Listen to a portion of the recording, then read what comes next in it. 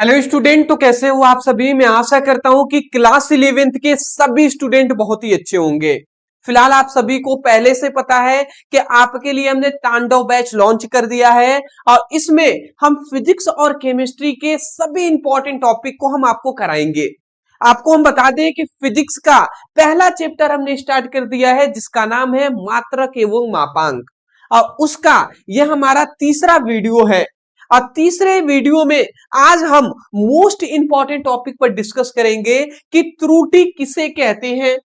उसके बाद त्रुटियों के प्रकार पर डिस्कस करेंगे और उसके बाद निरपेक्ष त्रुटि, माध्य त्रुटि, सापेक्ष त्रुटि, औसत त्रुटि, ये सब क्या होते हैं इस पर हम डिटेल में डिस्कस करेंगे। मैं बता दूं कि ये टॉपिक बार बार एग्जाम में आपसे पूछा गया है। ध्यान पूर्वक समझिएगा, सभी आसानी से समझ में आएंगे। ठीक है, चलिए तो यहां पे हम एक एक चीज को स्टार्ट करेंगे, समझने का प्रयास करेंगे। बशर्ते मैं ये भी कहूंगा बहुत सारे ऐसे स्टूडेंट होंगे जो मेरे जब पहली बार देख रहे हैं, उनको पहली बार देख रहे हैं तो उनको हो सकता है विश्वास थोड़ा कम आए अभी, पर टेंशन ना ले। आपको पहले आप समझने का कोशिश कीजिए, विश्वास तो हो ही जाएगा। ठीक है ना, समझ में आ जाएगा आपको एक एक चीज। देखिए तो यहाँ पे त्रुटि क्या होता है जी। सबसे पहली बात, त्रुटि को एरर कहते हैं। तो एरर क्या होता है, त्रुटि क्या होते हैं। तो त्रुटि का मतलब होता है, त्रुटि का क्या मतलब है जी। मान लेते हैं एक वस्तु है, समझिएगा बात को समझिएगा। ये एक वस्तु है, अब इसका एक रियल, अगर हम कहें कि मान लेते हैं ये वस्तु है, इसका एक क्या होगा, इसका एक वास्तविक मान होगा। इसका एक क्या होगा, वास्तविक मान। वास्तविक मान का मतलब ये जो वस्तु है, मान लेते हैं 5 किलो का है। 5 किलो मतलब 5 किलोग्राम का है, ठीक है, 5 केजी का है। तो इसका ये वास्तविक मान है कि ये 5 केजी का है ही। स्पष्ट है कि इसका वास्तविक मान, रियल मान जो है, रियल वैल्यू है वो 5 किलो का है। ठीक है, अब कोई व्यक्ति को हमने दूसरे किसी व्यक्ति को दे दिया, उसको कहा, उसको नहीं बताया कि ये 5 केजी का है, हमने कहा इसको तौल कर बताओ। तो वो जब तौलेगा तो उसको प्रायोगिक मान कहेंगे। ठीक है, तो जो क्या हम कहेंगे, जब दूसरा कोई व्यक्ति अगर इसको मापेगा ना, दूसरा कोई व्यक्ति इसको मापेगा तो इसको हम मापित मान कह सकते हैं, मापित मान कह सकते हैं या प्रायोगिक मान कह सकते हैं। तो मान लेते हैं ये जो तौला, या मान लेते हैं तौला या मापा, तो इसको हम पता चला कि 4.9 किलोग्राम है। ठीक है, 4.9 किलोग्राम है। ठीक है, मतलब 4 किलो 900 ग्राम है, ये इसका मालूम चला इतना। तो यहाँ पे सीधी सी बात है कि वास्तविक मान तो इतना है और मापित मान इतना है। तो वास्तविक मान और मापित मान का जो अंतर होगा, इन दोनों में जो डिफरेंट होगा, जो अंतर होगा, तो 5 में और 4.9 में इसमें कितने का अंतर है जी, तो 0.1 का अंतर है। तो ये जो अंतर है, इन दोनों में जो डिफरेंट है, वही अंतर त्रुटि कहलाएगा। कि वास्तविक मान जो है, वास्तविक जो मान है वो मापित मान से जितना इनके बीच का अंतर होगा, वही अंतर त्रुटि है। कि इतने के इस व्यक्ति, कोई व्यक्ति है, जब मापा तो 0.1 की त्रुटि उसने कर दिया। तो हम परिभाषा कह सकते हैं कि किसी व्यक्ति या वस्तु द्वारा, या किसी वस्तु का मापित मान और वास्तविक मान के अंतर को क्या कहते हैं, अंतर को क्या कहते हैं, त्रुटि कहते हैं। वही बात हमने लिखा है कि किसी भौतिक राशि, भौतिक राशि मतलब कोई भी वस्तु हो सकता है। ठीक है, तो किसी भौतिक राशि के मापा गया मान, ठीक है, मतलब किसी भौतिक राशि का मापित मान या मापा गया मान हम कह सकते हैं। तो किसी भौतिक राशि का मापा गया मान और उसका वास्तविक मान, और उसका वास्तविक मान के बीच के अंतर को त्रुटि कहते हैं। ठीक है, आशा करता हूं समझ के होंगे। त्रुटि का एक फॉर्मूला भी होता है, त्रुटि, त्रुटि इक्वल टू फॉर्मूला होता है, क्या होता है फॉर्मूला, फॉर्मूला ये होता है वास्तविक मान माइनस मापित मान। ठीक है, या प्रायोगिक मान भी हम कह सकते हैं। तो ये एक फॉर्मूला होता है। ठीक है, इस फॉर्मूले के अंतर्गत हम समझ सकते हैं। तो हम यही कह रहे हैं कि कोई भी भौतिक राशि हो, कोई भी चीज हो, उसका मापित मान और वास्तविक मान के अंतर को, अंतर मतलब होता है डिफरेंट, इन दोनों में कितने का अंतर है, डिफरेंट कितने का है, तो अंतर को ही हम त्रुटि कहते हैं। तो आशा करता हूं कि त्रुटि का परिभाषा आपको आसानी से समझ में आ गए होंगे। ठीक है, एग्जाम्पल से भी हमने यहाँ पे समझाने का प्रयास किया है। दूसरी बात आता है त्रुटि के प्रकार। अब आते हैं, हम समझते हैं कि त्रुटि के कितने प्रकार होते हैं जी। तो त्रुटि के मोस्टली यहाँ पे हम कहें तो तीन यहाँ पे मोस्टली ये प्रकार है। एक होता है प्रणालीगत त्रुटि, दूसरा होता है यच्छागृत त्रुटि और तीसरा होता है स्थूल त्रुटि। तो पहले इन तीनों को समझिए। प्रणालीगत त्रुटि का मतलब होता है कि हर बार मापन में एक जैसी गलती आती है तो उसे प्रणालीगत त्रुटि कहते हैं।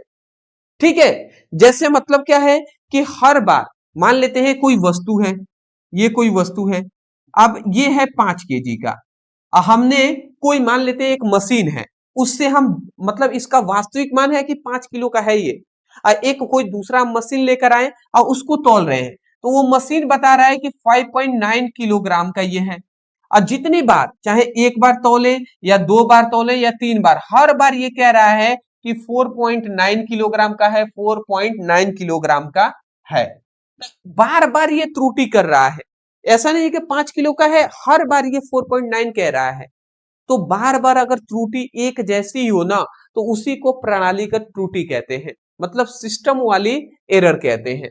तो यही बात लिखा गया है कि हर बार मापन में एक जैसी गलती आए तो उसे प्रणालीगत त्रुटि कहते हैं। अब एक जैसी गलती कैसे आएगी? जब वो जो यंत्र है, जो मशीन है जिससे हम माप रहे हैं, उसमें कोई गलती हुआ है, वो खराब है, तभी तो हर बार एक ही जैसा बता रहा है। तो यही बात है जी। तो इसका कारण क्या हो सकता है प्रणालीगत त्रुटि का? कि यंत्रों का खराबी, यंत्र यदि खराब हो या वातावरण में परिवर्तन हो तो उस टाइम पर ऐसा एरर देखने को मिलता है। आशा करता हूं समझ के होंगे। तो ये पहली बात हो गया। दूसरा हमारा आता है यादृच्छिक त्रुटि। यादृच्छिक त्रुटि का मतलब होता है कि ऐसी त्रुटि जिसमें हर बार अलग अलग आता है, मतलब जिसमें जो मान आता है ना, ऐसी त्रुटि जिसमें जो वैल्यू आता है वो हर बार अलग अलग आता है, तो उसे यादृच्छिक त्रुटि कहते हैं। इसका मतलब क्या है, इसका कारण क्या हो सकता है?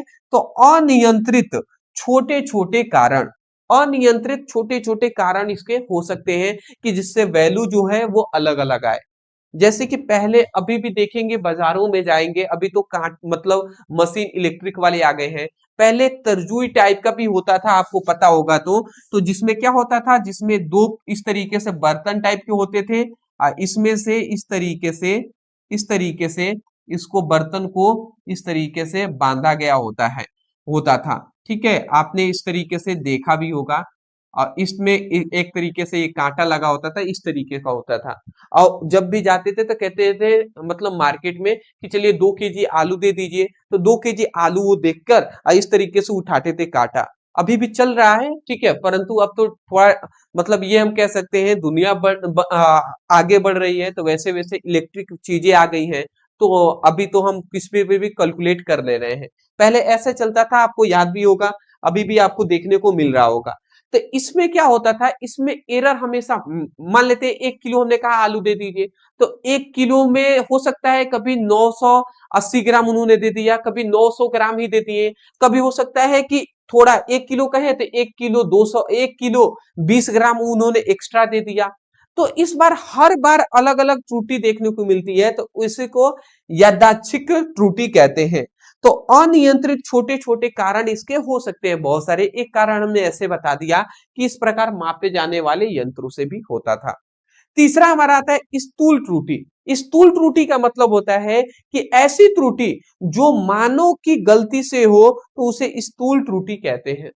मतलब अगर व्यक्ति की गलती से अगर त्रुटि हो तो उसे हम क्या कहेंगे, स्थूल त्रुटि कहेंगे। जैसे कि गलत रीडिंग लेना, जानबूझकर गलत रीडिंग लेना, ठीक है, या दूसरे कैलकुलेशन मिस्टेक, मतलब गणना कर रहे हैं उसमें गलतियां हो जा रही हैं, तो ये चीजें हो गया, तो ये स्थूल त्रुटि कहते हैं। तो मैं आशा करता हूं ये तीनों टॉपिक आपको समझ में आ गए होंगे। पहले तो आपको क्या करना है, इसका स्क्रीनशॉट लेना है, फिर हम आपको बताते हैं कि कैसे क्वेश्चन बनता है आपसे, ठीक है ना। पहले स्क्रीनशॉट ले लीजिए, अच्छी बात है जी। देखिए, तो पहला ये हमारा समझ गए ना इतनी बात। अब मैं बता दूं आपको स्पष्ट रूप से क्या क्वेश्चन पूछा जाता है।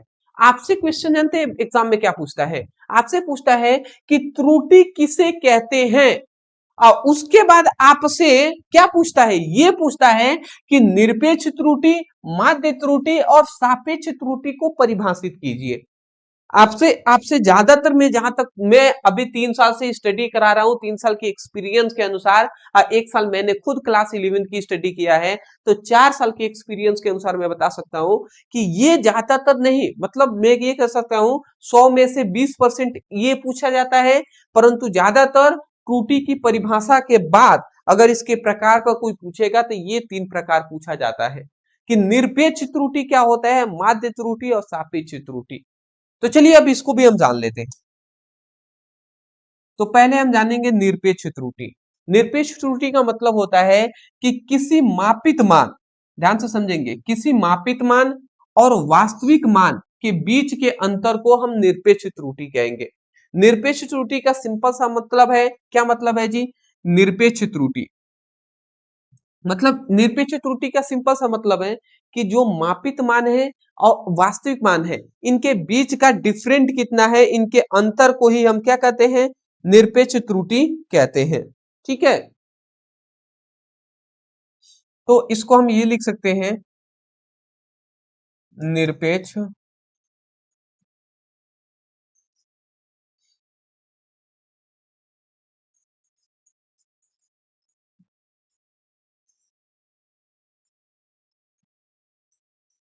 निरपेक्ष त्रुटि का हम लिख सकते हैं कि वास्तविक मान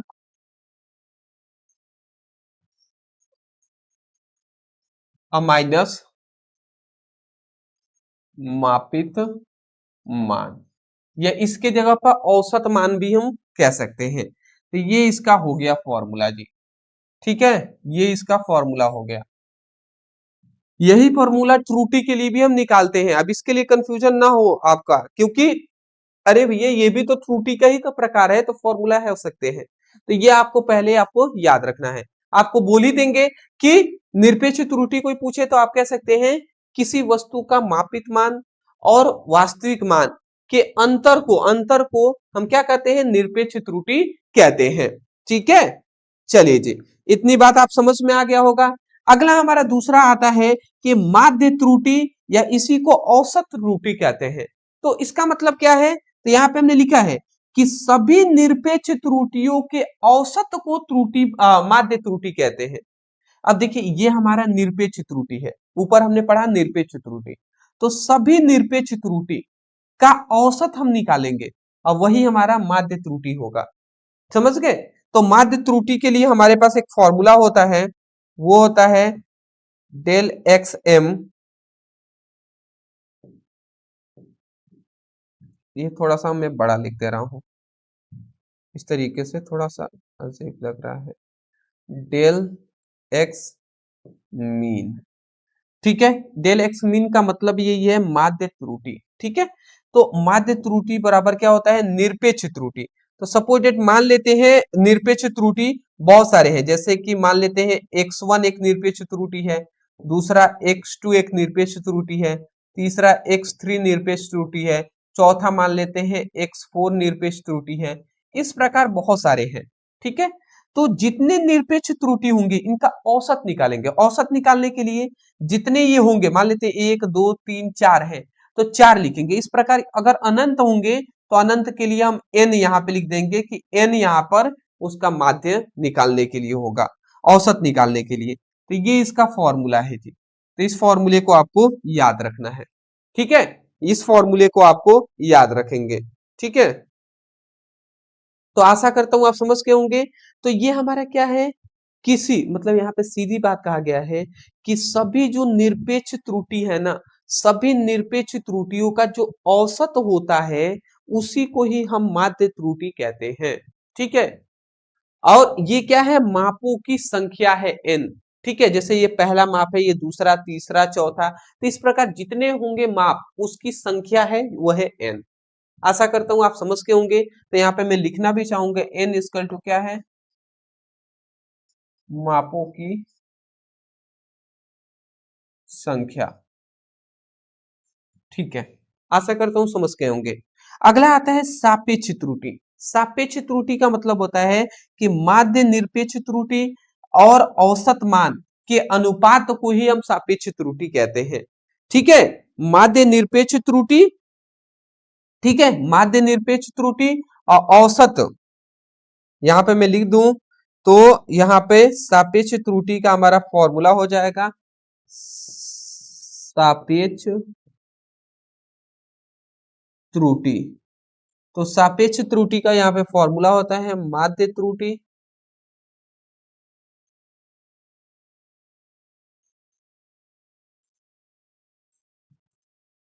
माध्य निरपेक्ष त्रुटि कहें या माध्य त्रुटि कहें, ठीक है, बात एक ही है।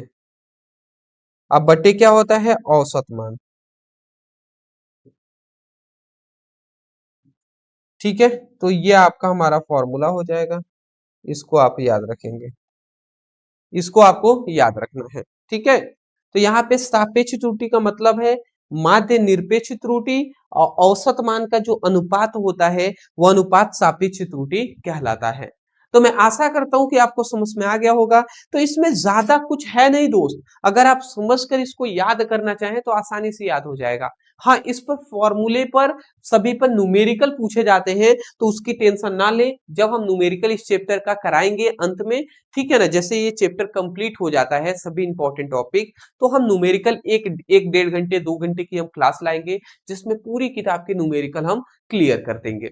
आशा करता हूं आप समझ गए होंगे। तो चलिए दोस्त, आज के लिए हम इतना ही रहने देते हैं। फिलहाल मेरा 2-3 आप सभी से रिक्वेस्ट ही समझिए, रिक्वेस्ट ही रहेगा कि पढ़ रहे हैं तो सीरियस होकर पढ़ाई कीजिएगा। 11th में है, आपको चाहिए कि बेसिक लेवल आपके नॉलेज होनी चाहिए कि क्लास 12th में कोई दिक्कत ना हो। इसके लिए मेरा सजेशन रहेगा कि जो हमने जो आपके लिए तांडव बैच लॉन्च किया है उसको एक रेगुलर सीक्वेंस वाइज में पढ़ाई करें। हम हर पर डे आपको शाम को 7 बजे वीडियो ला रहे हैं। डिस्क्रिप्शन बॉक्स में फिजिक्स के नाम से एक लिंक मिलेगा, उस पर क्लिक कीजिएगा, सीक्वेंस वाइज आपको वीडियो मिल जाएंगे इंपॉर्टेंट टॉपिक की, वहां से पढ़ाई कीजिएगा। ठीक है ना। इंस्टा पर फॉलो नहीं किया तो जरूर फॉलो कर लीजिएगा, और चैनल पर नए हो तो चैनल को सब्सक्राइब कीजिएगा। कमेंट सेक्शन में जरूर बताइएगा कि आपको वीडियो कैसा लगा, कोई फीडबैक देना हो वो भी आप हमें कमेंट सेक्शन में बता सकते हैं। Thank you so much for watching this video. ठीक है, कल मिलते हैं दोस्त।